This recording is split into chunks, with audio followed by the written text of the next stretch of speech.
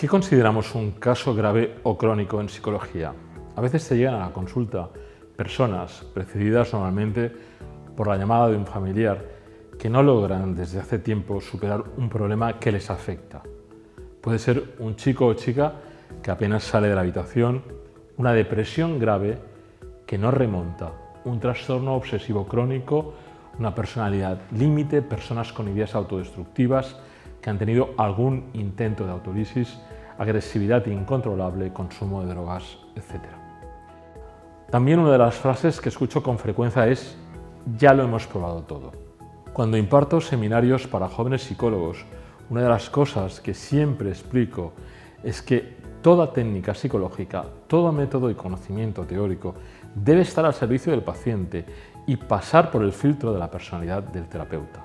Jamás ni paciente ni psicólogo deben estar por debajo de dicha técnica. Y nunca, en este caso, es nunca. ¿Por qué digo esto? Porque la complejidad y peculiaridad de cada persona requiere no de una etiqueta simple y categórica, sino de una comprensión integral de qué le pasa, por qué le pasa, cuál es el origen de ello y, en ese caso concreto, cuál es la vía de solución. Si simplemente nos limitamos a encontrar un diagnóstico oficial, es muy probable que de no funcionar una terapia oficialista demos al paciente por descartado o hagamos lo que dicen los manuales reduccionistas al uso. Pero tampoco se trata de analizar hasta la extenuación, porque ello puede incapacitar la acción y el movimiento necesarios para todo proceso terapéutico que se precie. Dicho esto, las variables que intervienen en la creación y desenlace de una patología psíquica son muchas, algunas complejas y sutiles, y no engaño si digo que a veces es necesario aplicar una lógica detectivesca unida a un conocimiento profundo de la psique humana para encontrar las claves que desatascan un caso y lo pueden devolver a las vías de curación. Detrás de todo trastorno o situación grave hay mucho sufrimiento, a veces desesperación y, lo que es peor, desesperanza en la curación. De ahí que la escucha atenta, empática y sin ningún tipo de prejuicio sea tan importante, así también como lo es cierto grado de humildad del terapeuta para dejarse sentir y oír sin que prevalezca su propio ego y lo que ya sabe o no que tiene que hacer con el paciente. Una actitud atenta, abierta, serena permite encontrar elementos que de otro modo no sería posible detectarlos. ¿Y todo ello para qué?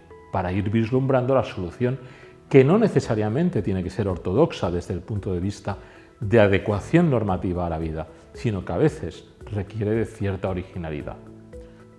Recuerdo el caso de una persona con esquizofrenia paranoide que traté hace años y que, siendo hijo de una familia acomodada, vivía por su cuenta en condiciones de indigencia, literalmente en medio de basura.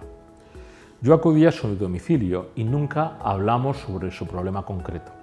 Charlábamos sobre temas filosóficos y existenciales, que era lo que él me pedía. Fui todas las semanas durante meses, hasta que un día recibí una llamada a las 3 de la madrugada en la que me preguntó: «Damián, ¿crees que yo podría ser un buen monje?». A lo que yo le respondí que sí, por supuesto, que no tenía ninguna duda de ello. Al día siguiente se vistió y volvió a vivir en casa de sus padres, retomó su carrera universitaria y ordenó su vida. Evidentemente no se hizo monje, pero era la respuesta necesaria a un mecanismo inconsciente que subyacía latente con mucha carga energética y que se convirtió en la clave de su liberación. No fue el único diagnóstico de esquizofrenia que he tratado y que se ha recuperado la normalidad psíquica. Y no me refiero a que iban sedados como si tuvieran retraso mental. Me refiero a que hasta el momento que yo sé, lo hacían sin medicación y habiendo normalizado la vida. Trastornos obsesivos graves, tema en el que está especializado el centro que dirijo, Asperger, estructuras límites de personalidad, adictos severos a drogas y otros temas graves.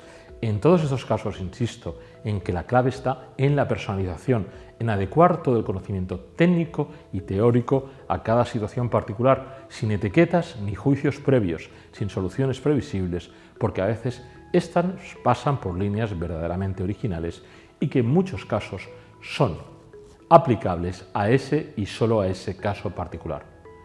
Sé que es un tópico, pero cada persona es un mundo y a veces en el lugar más recóndito se encuentra el mecanismo que devuelve la vida, que sana. Pero como decía Sherlock Holmes en una de las novelas de Conan Doyle, al preguntarle cómo era posible que en un lugar como este, una biblioteca, si no recuerdo mal, hubiera encontrado una aguja, él respondió: porque yo vine a buscar esa aguja.